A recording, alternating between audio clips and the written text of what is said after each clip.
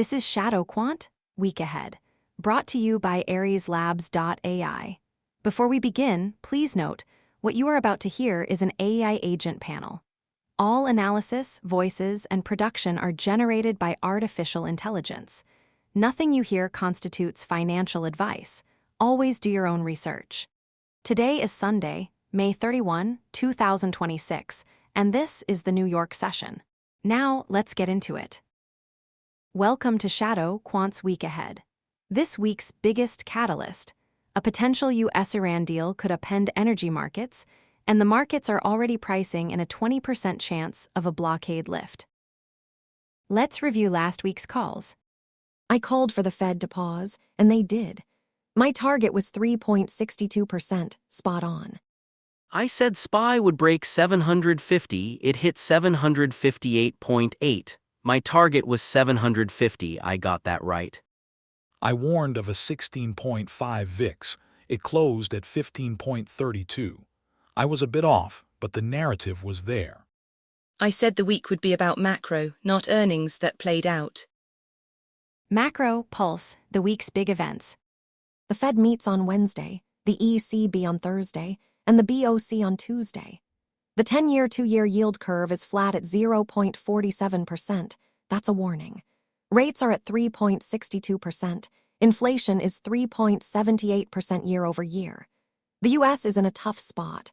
Rates are too high, but the economy is still chugging along. The market is pricing in a 60% chance of a 25 basis point rate cut by the Fed, but I think they'll hold for now. The ECB is also on the fence. The BOC is in a tricky spot. They need to stabilize the Canadian dollar, but inflation is still too high. The big risk is if the US-Iran deal moves oil higher, that could ignite inflation again. Equities, grid, earnings, and indices. The earnings calendar is light, but the key names are Amazon, Apple, and Microsoft.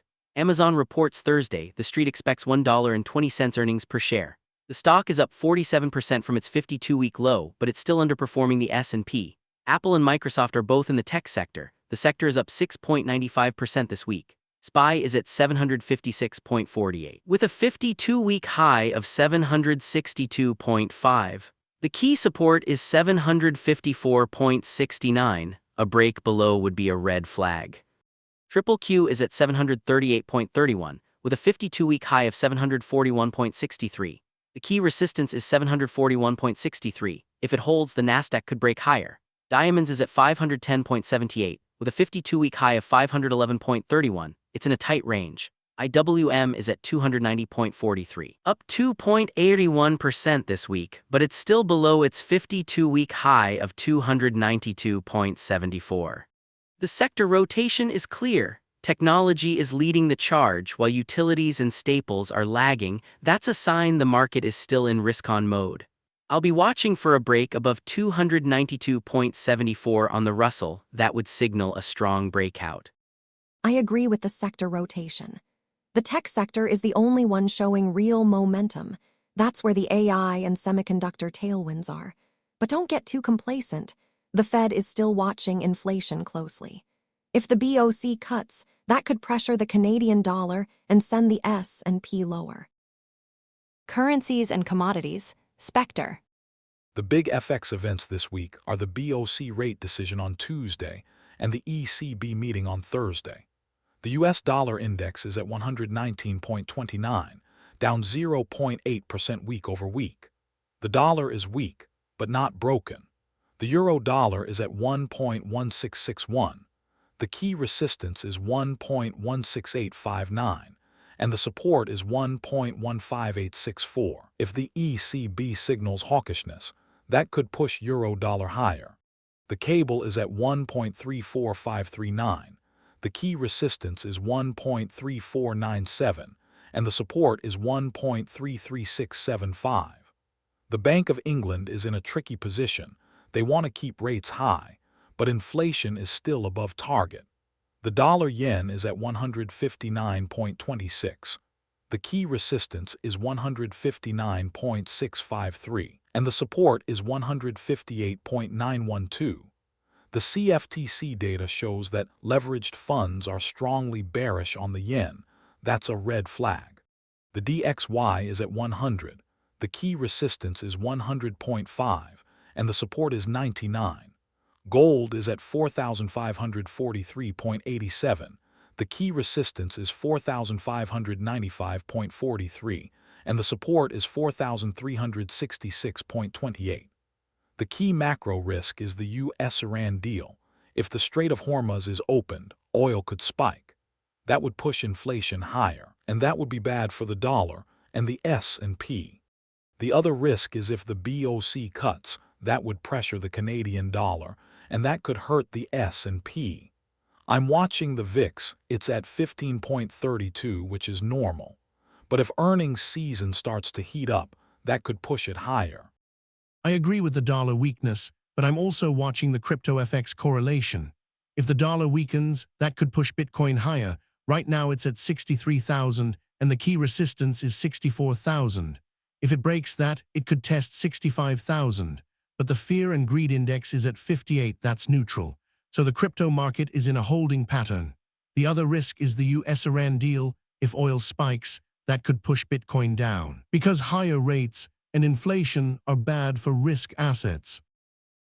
Digital assets, CIPHER. The biggest crypto catalyst this week is the US-Iran deal. If the Strait of Hormuz is opened, oil could spike, which would push inflation higher. That would be bad for Bitcoin. Right now, Bitcoin is at 63,000 and the key resistance is 64,000. If it breaks that, it could test 65,000. But the fear and greed index is at 58, that's neutral. So the crypto market is in a holding pattern. Ethereum is at 2,800, and the key resistance is 2,850. If it breaks that, it could test 2,900. The decentralized finance TVL is at 35 billion, that's a sign of stability. The on-chain data is also positive. The hash rate is up 3% week over week, and the active addresses are up 2%. But the key risk is the US-Iran deal. If oil spikes, that could push Bitcoin down. I'm also watching the CFTC data. Leveraged funds are strongly bullish on the dollar, but not on crypto, so the crypto market is in a tight range. I'm bullish on Bitcoin. I think it could break 64,000 by next week. I disagree. If the US-Iran deal moves oil higher, that could push inflation higher, which would be bad for Bitcoin. The dollar is also weak, which could push gold higher. That's a safe haven asset. So the crypto market could be in for a correction. I think Bitcoin could fall to 60,000 if the dollar strengthens and the S&P drops. Let's bring it together. Apex cross-market themes. The week's key themes are: 1. The US-Iran deal could move oil higher, which would push inflation and rates higher, bad for the dollar and the S&P. 2. The BOC and ECB are in a tough spot. They need to stabilize their currencies, but inflation is still too high. 3. The crypto market is in a tight range, but the big risk is if the US-Iran deal moves oil higher. Let's break it down. I think the US-Iran deal is the biggest risk. If oil spikes, that could push inflation higher, which would be bad for the S&P and the dollar. The BOC and ECB are also in a tricky spot. They need to stabilize their currencies, but inflation is still too high. I agree with the US-Iran deal risk. If oil spikes, that could push the S&P down, but I also think the sector rotation is important. The tech sector is leading the way, which is a sign of risk-on sentiment. The key support on SPY is 754.69. A break below would be a red flag. I disagree. If the US-Iran deal moves oil higher, that could push inflation higher, which would be bad for the S&P and the dollar. But I also think the dollar is in a weak range. If the BOC cuts, that could push the Canadian dollar lower, which would be bad for the S&P. And if the ECB signals hawkishness, that could push euro-dollar higher, which would be bad for the dollar. I think the crypto market is in a tight range. Bitcoin is at 63,000 and the key resistance is 64,000. If it breaks that, it could test 65,000. But the big risk is the US-Iran deal. If oil spikes, that could push Bitcoin down. The fear and greed index is at 58, that's neutral, so the crypto market is in a holding pattern. So the consensus view is that the US-Iran deal is the biggest risk. But the unresolved disagreement is whether the dollar will hold or break. If the BOC cuts, that could push the Canadian dollar lower, which would be bad for the S&P. And if the ECB signals hawkishness, that could push euro dollar higher, which would be bad for the dollar. Calls on the record, one each. I'm calling for the Fed to hold rates this week. The key catalyst is the US-Iran deal. If it moves oil higher, that could push inflation. My call, Fed funds rate, bullish, target 3.62% by Friday. I'm calling for the S&P 500 to break 758.8. The key catalyst is the tech sector leading the way. My call, SPY, bullish, target 758.8 by Friday. I'm calling for Bitcoin to break 64,000. The key catalyst is the crypto FX correlation. If the dollar weakens, that could push Bitcoin higher. My call, Bitcoin, bullish, target 64,000 by Friday. I'm calling for the dollar to break 100.5. The key catalyst is the BOC and ECB. If they signal hawkishness, that could push the dollar higher. My call, DXY, bullish, target 100.5 by Friday. I'm calling for the S&P 500 to break 758.8.